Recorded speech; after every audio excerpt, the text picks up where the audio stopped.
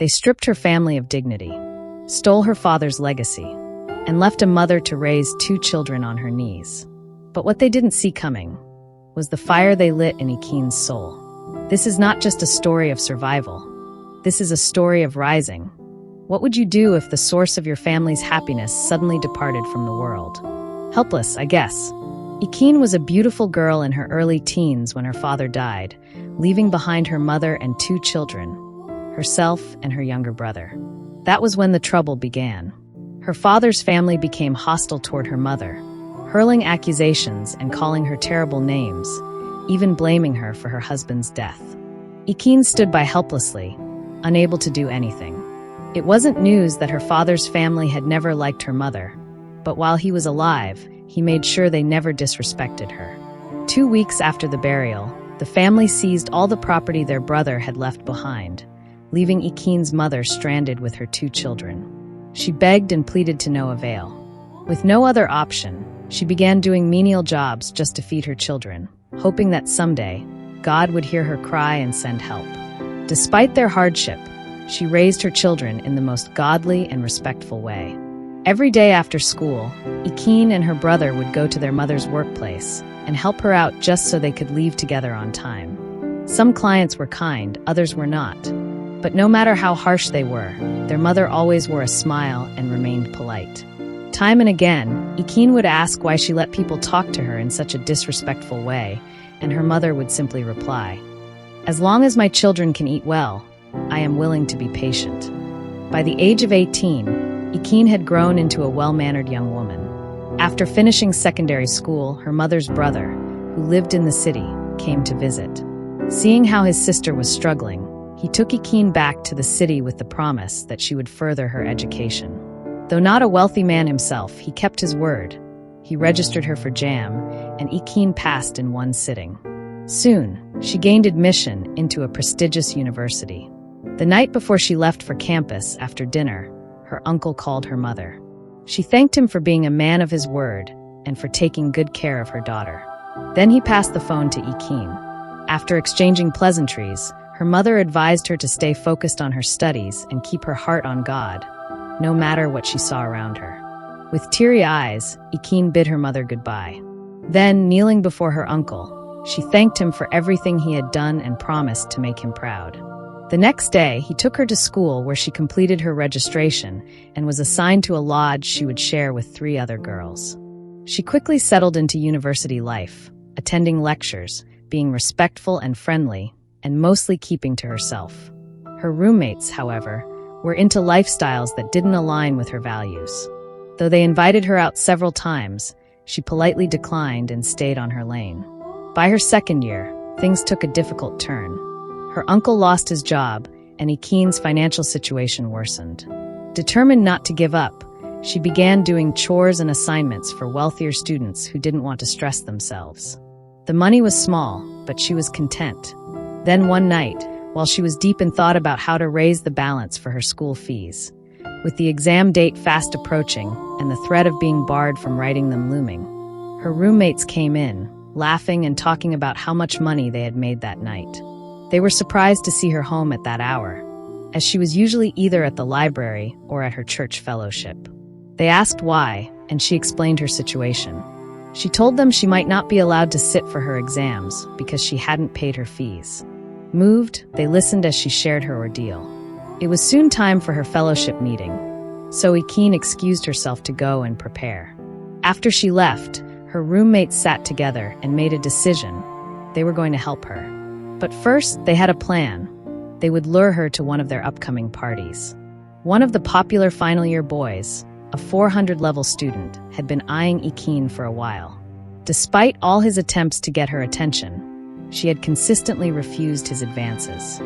Frustrated, he had asked her roommates to help him out.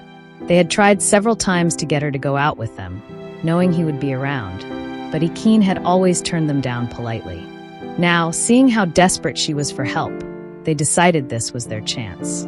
They would help her with her school fees, but only if she agreed to attend the upcoming party, which, in truth, was the birthday celebration of the same guy who had been trying to win her over. When Ekene returned from fellowship that evening, her roommates offered her food, knowing she hadn't eaten much. After dinner, they gently brought up the conversation. They told her they were willing to pay her outstanding school fees, but only if she agreed to attend the party. Ekene refused and thanked them for their concern. She made it clear that she wasn't comfortable with such arrangements.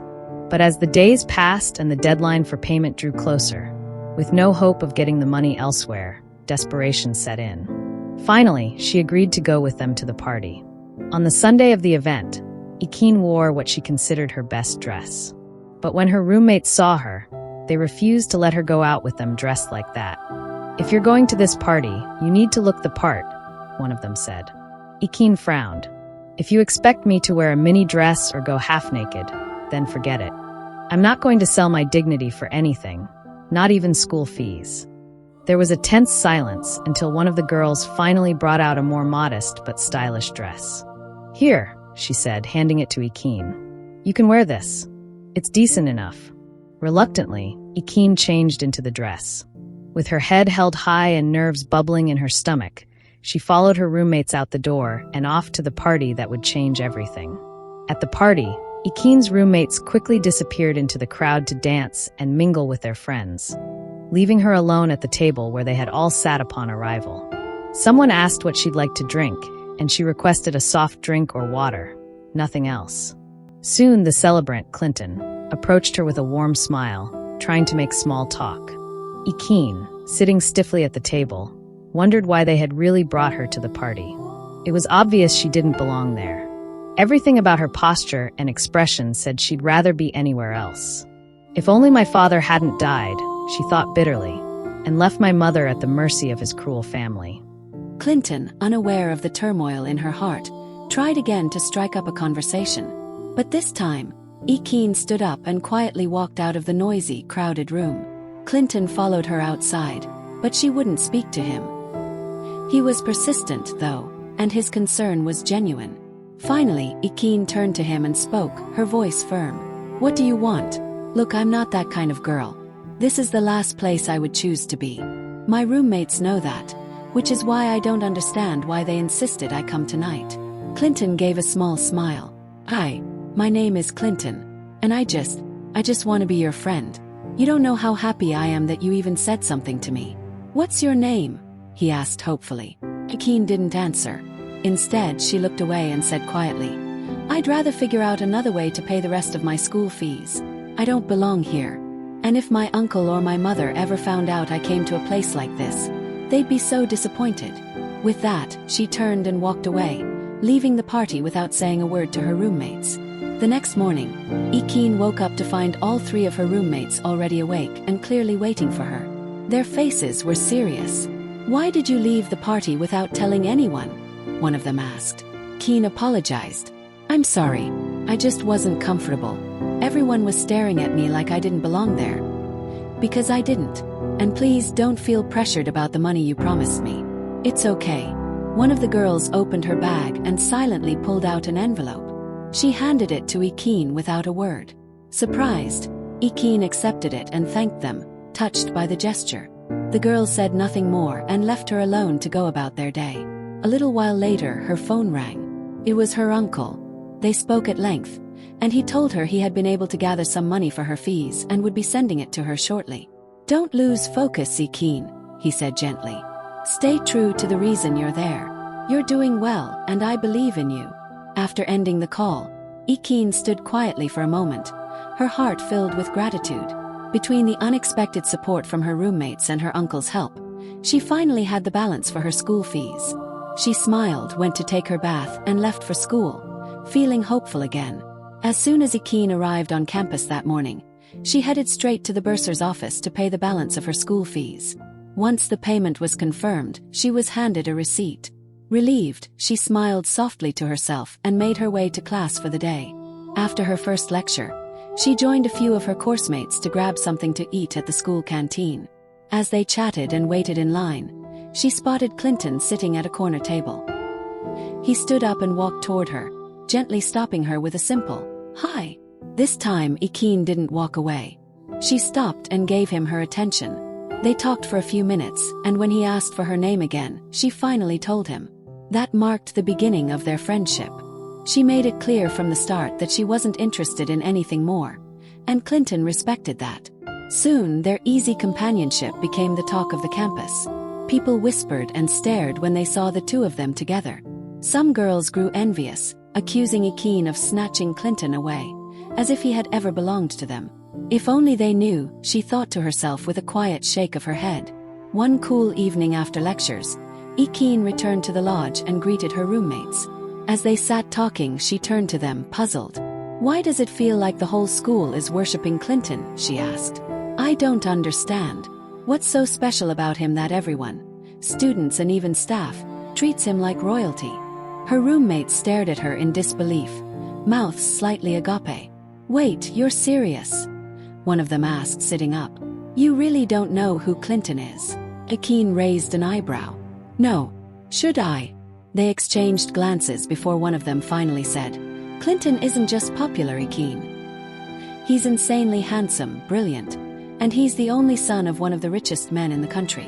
That's why people act the way they do around him." Ekene only shrugged, unimpressed. "Still doesn't explain the worship." Then she stood up and went to her corner, leaving her roommates dumbfounded by her reaction. She was probably the only girl on campus who wasn't dazzled by Clinton's status. A few days later, while studying alone in the library, her phone rang. It was Clinton. "Hey, where are you?" he asked. "I'm at the library," she replied. "Why don't you come study at my place instead? It's quieter. You'll like it." She hesitated. "I don't know.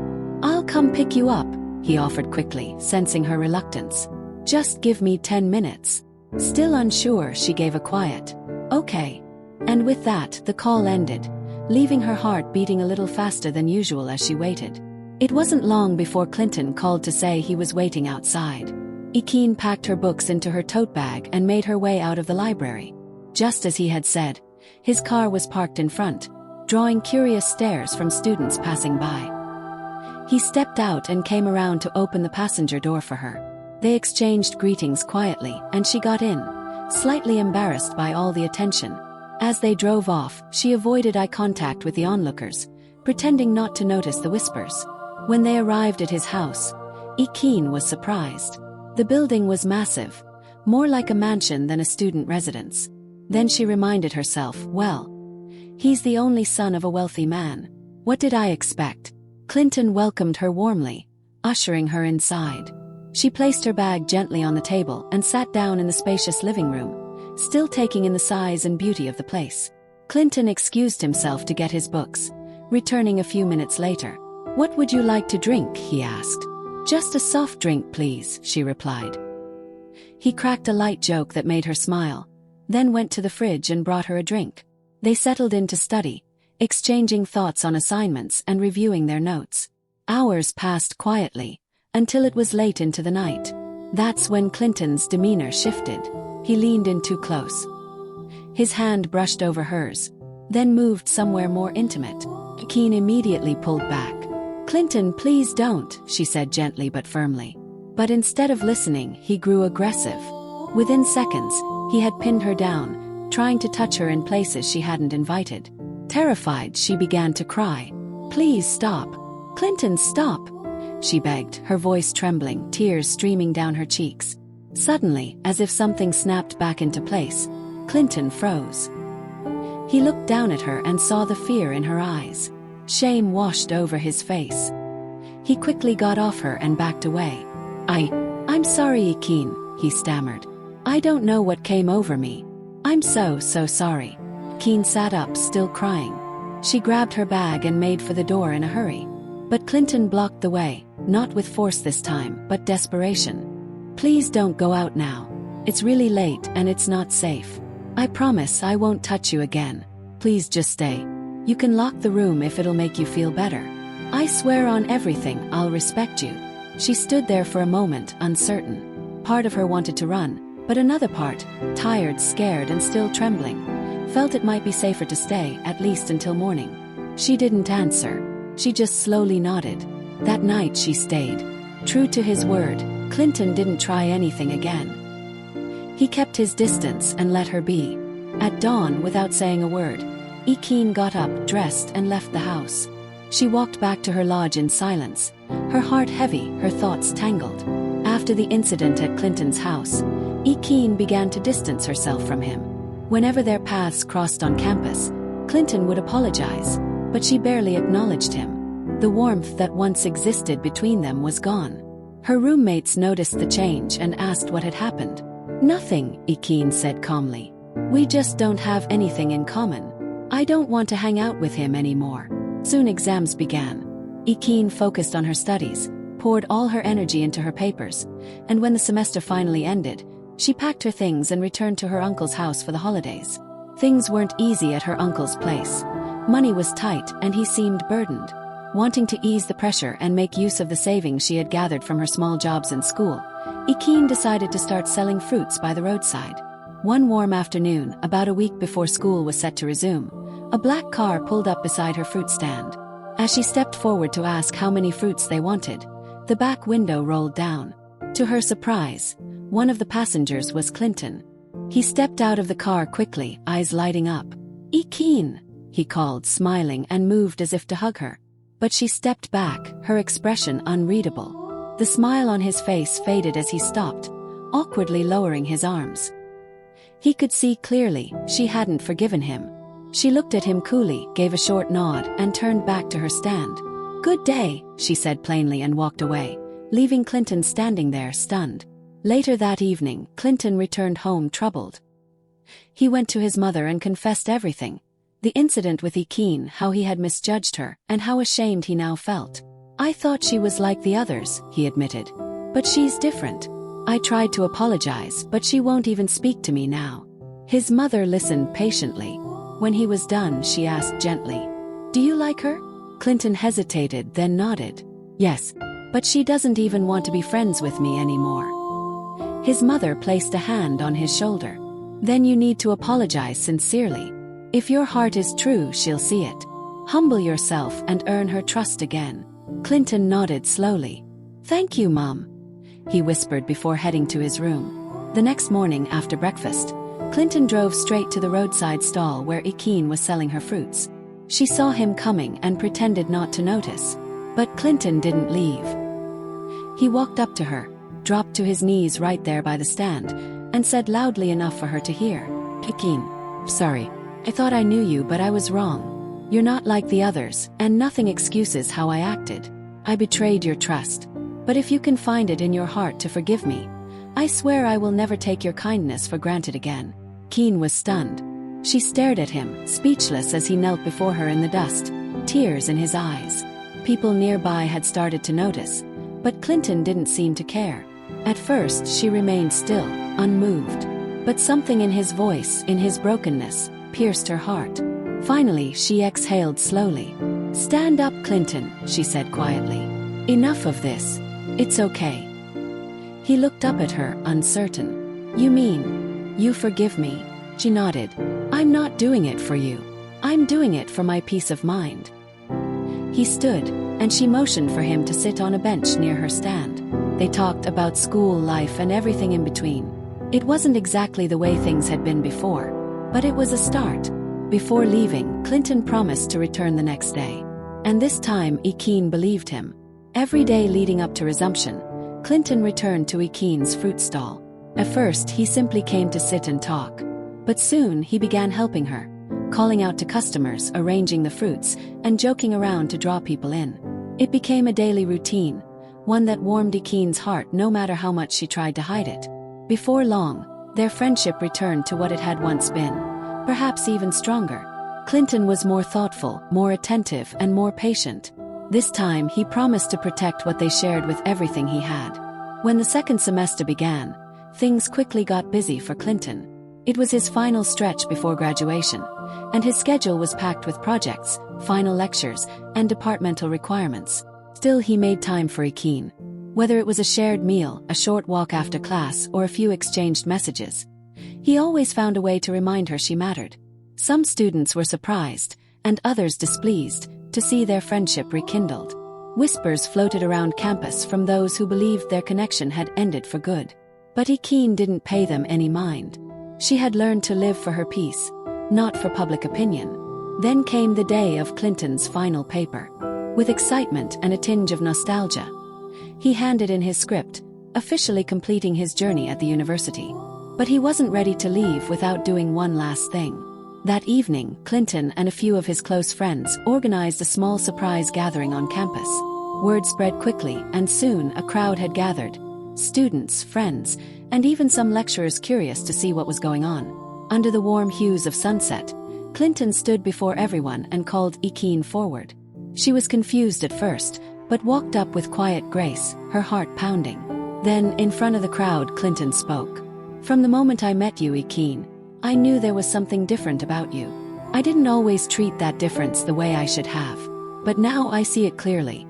You've challenged me, humbled me, and taught me what it means to truly care for someone without expecting anything in return." He took a deep breath, smiled, and added, "I love you, Ekene. I'm not asking for an answer today. I just want you to know how I feel. Think about it, and when you're ready, you can tell me." The gathering fell silent for a moment, waiting for her response.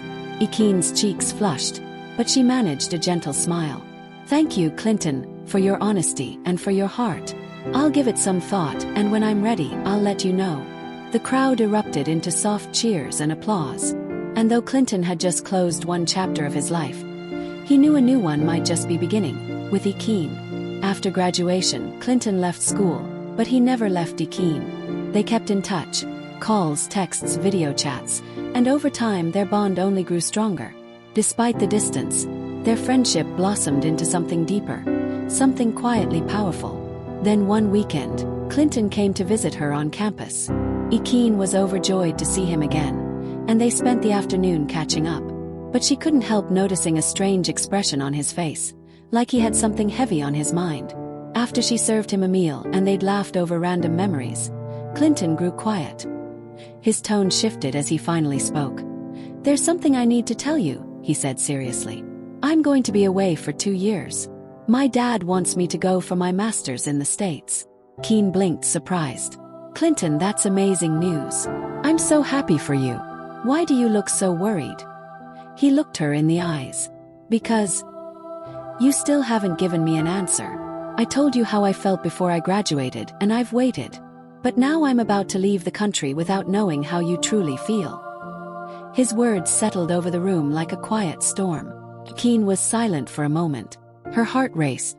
The truth was, she had already fallen for Clinton a long time ago.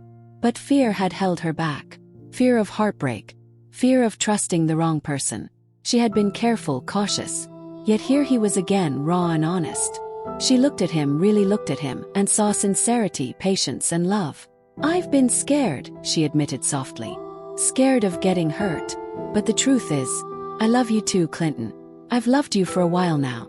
I just didn't know how to say it. But I'm saying it now. I'll be your girlfriend. And I'll wait for you to come back."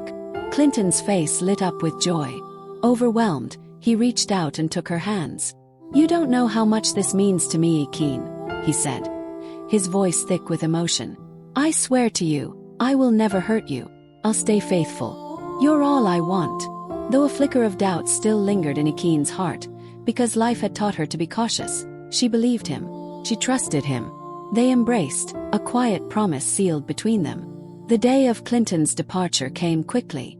Ekene was among the small group that came to the airport to see him off. Clinton's family was there too, proudly sending their son on to his next chapter. And just before boarding, Clinton turned to her, took her hand, and right there in front of everyone declared, "This is Ekene. She's not just someone I care about, she's my heart. Please look after her while I'm away, because she's going to be your future daughter-in-law."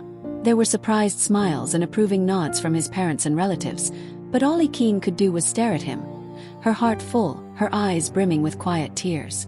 As the plane took off that evening, Ekene knew something had shifted. She had loved, and now she was being loved in return. Destiny, it seemed, had finally decided to remember Ekene and her family. Not long after Clinton traveled abroad, Karma came knocking on the door of her father's family. One of her paternal uncles, burdened by guilt, publicly confessed to being responsible for her father's death. The revelation shocked the entire community. After that, it was as though a storm was unleashed. Misfortunes began to fall one after another on the rest of the family who had tormented her mother. It was clear, What they had done in darkness was being judged in the light. Meanwhile, God was opening new doors for those who had suffered in silence. Ekene's maternal uncle, who had been her greatest support, received a promotion at work that relocated him to a higher position in the city. With this new beginning, he brought his sister and her son to live with him in the city, determined to give them a better life. For the first time in a long time, Ekene's mother began to live, not just survive.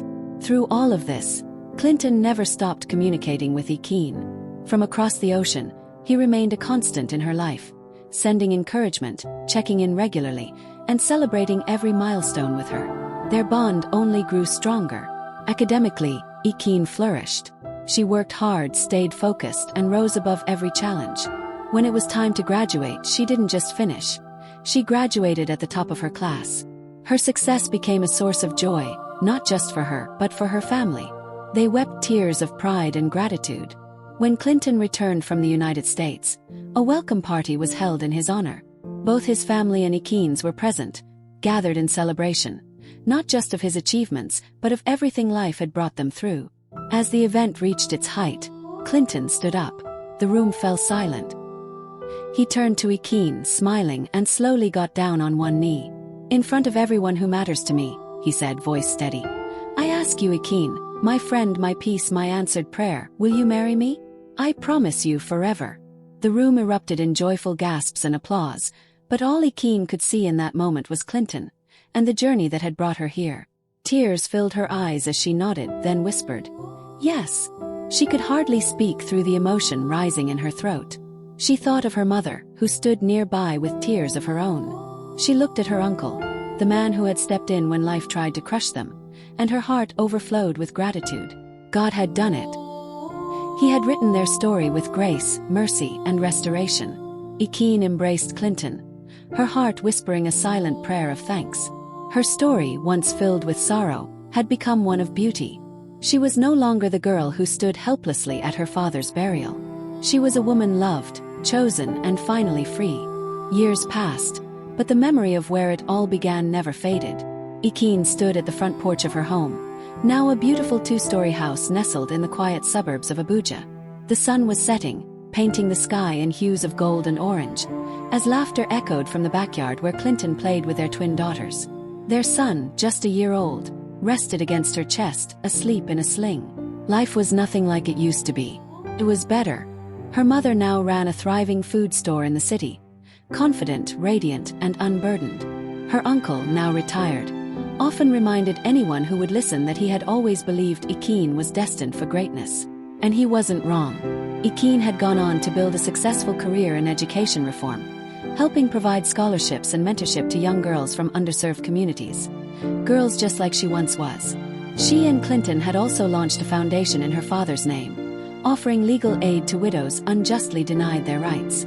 But more than the degrees, more than the success or the applause, it was peace that mattered most. Peace after years of struggle. Love born not from fairy tales, but from trials that proved real hearts could heal. And grace, unearned, but freely given by a faithful God. Sometimes on quiet evenings like this, Ekene would sit under the stars and think of her father. She imagined him smiling down from heaven, proud of the woman she had become, proud of the legacy her mother had carried, proud of the love that had finally found her. She had once been the girl no one fought for. Now she was a woman no one could ignore. And as the wind danced through the trees and Clinton looked up from the garden to meet her gaze with a smile, she smiled back full of joy. Because her story wasn't just about pain anymore. It was about redemption. It was about faith. It was about becoming. And this was only the beginning.